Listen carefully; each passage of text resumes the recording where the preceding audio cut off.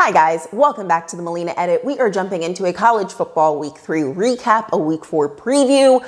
Week 3 was as incredible and as exciting as the first 2 weeks of football were. Nobody is comfortably holding on to their spot in the AP poll. Again, I've been saying it for the past couple of weeks and I'm going to say it again this week. I am loving this. I'm loving all this change, little disruption in what the playoff picture we expected going into the season and what we'll probably have at the end of the season.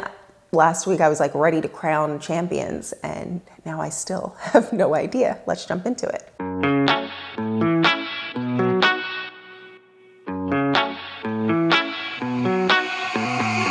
We're going to start things off with Michigan State at Miami. I had this game on while I was watching Cincinnati, Indiana in that noon slot.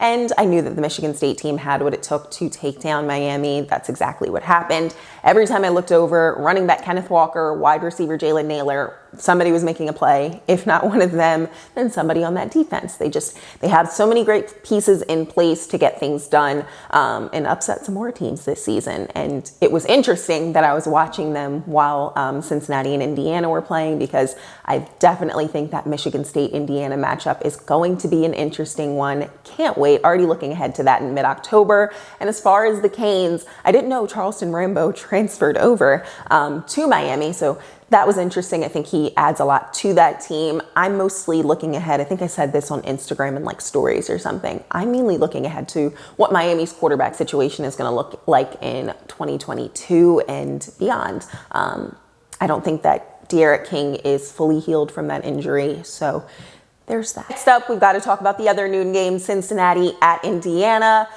Cincinnati, one of the ugliest ways to put 37 points on the board. I mean, when I was watching it, it definitely didn't feel like this team was getting into the end zone maybe as much as they were. I don't know. Was not a pretty showing, but they were able to pull off the win. So kudos to them for that. Obviously some work to do there. That defense was as good as advertised. Desmond Ridder has some work to do once again.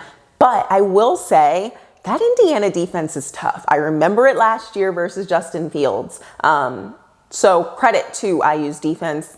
I don't watch enough of Ridder, and I'm excited to get more eyes on him throughout this season. But I think that might have been part of some of the struggles that we saw from him, although I have heard that he always kind of has a slower start. As far as the Hoosiers, they don't look like a 1-2 team, that's for sure. So again, another team in the Big Ten that I'm interested in the road ahead as they play Michigan and Penn State and Ohio State. I think they're going to give them a hard time again this year. We, of course, have to talk about Alabama heading down to Florida and giving us a little scare there. Obviously, through the first quarter of this game, I'm just thinking Alabama is the only team that has their stuff together.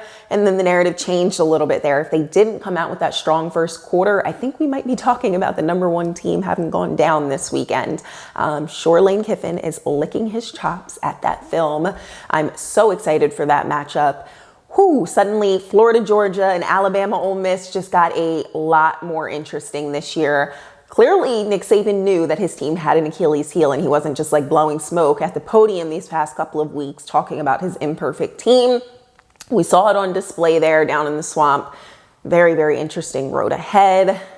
This is it makes the playoff picture that much juicier because anyone can win. And I didn't think that Dan Mullen's Florida team was going to be good again this year. I was kind of concerned for them, but they're just as in it as anybody else. Under the lights this week, we had Auburn at Penn State. As far as Auburn, their defenders just kept losing big playmakers. I don't know what was up with that. I just feel like every time a play happened, there was a giant blown coverage. So I don't know. I just don't.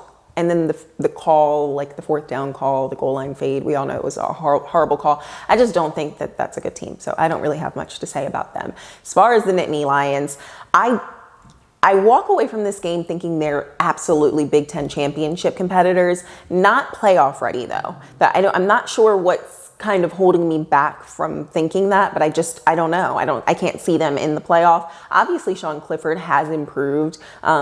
He even impressed me with a couple throws in the Wisconsin game, and I think this one was kind of a reminder. I also think he has great pieces around him as well. Obviously, Jahan Dotson, super easy to watch. And then their impeccable use of tight ends. Yeah, I think it was an interesting game, but I still don't know that I learned much. I don't think I learned that much about Penn State because I don't think Auburn is great. And some quick mentions before we look ahead to week 4.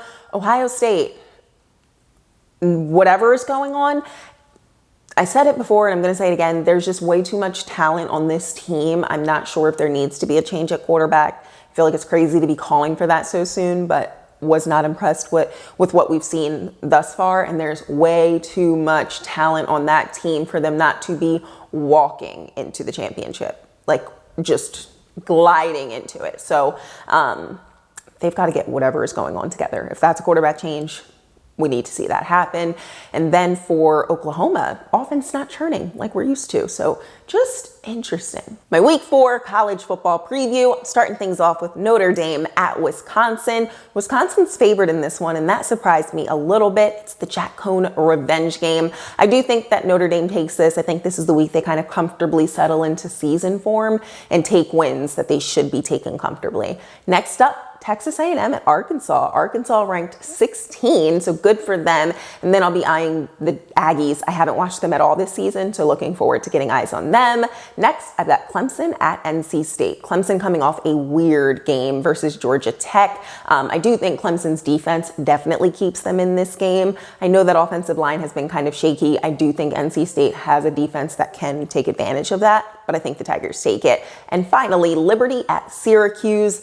Obviously watching for Malik Willis here. I think it'll be their first test, if you want to call it that, before November, where they play some exciting games. Ole Miss, Louisiana, even Army on that schedule. That's all I've got for you guys today. Let me know what games you're going to be watching in week 4. Comment down below. Let me know what you're looking ahead to, looking forward to. It's going to be a little bit of a quieter, I think, a calmer week before a very interesting week 5. Let me know if you think any other upsets are going to happen this week. At this point, I just think it's inevitable, and there's going to be one each weekend. I will talk to you guys next week. Don't forget to comment.